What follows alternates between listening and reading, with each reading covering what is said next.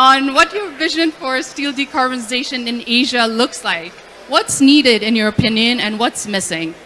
Prarthana, let me start with you first.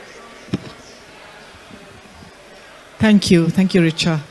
So I work for CDP in India, and about 100 companies disclosed to us, out of which 4 are steel companies.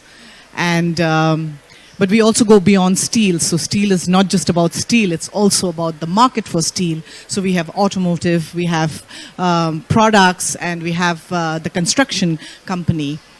So we look at the data and we make strategic interventions, strategic research around it to push for policy and also support industry advocacy where it's required.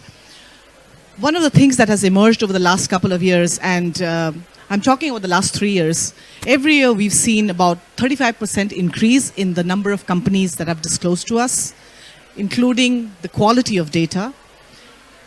And the focus has been on identifying risks, which means disclosure is not being done because it's externally requested, but it's also because the companies want to understand their internal processes, identify risks and opportunities, and work towards this net zero transition.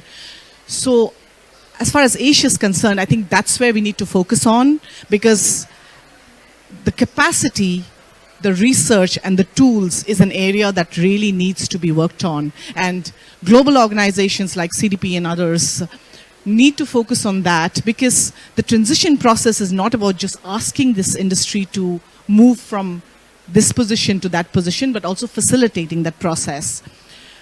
If we look at the amount of, in terms of figures, almost 3,000 billion Indian rupees was the risks identified, climate risks identified by all these companies, of which the 4 Indian companies said it was 1.91 billion Indian rupees was the climate risk. So, and to add to that, if we add automotive and construction, the figure increases much more. So I think it's important to understand that these risks need to be addressed, and how do we address these risks. And this is something that needs a collaborative dialogue, because it's not something that CDP alone can do. We generate the data, but how do you use this data proactively is something that we want to work on. The second area is that the supply chain, and when I'm talking about the supply chain, I'm talking about downstream.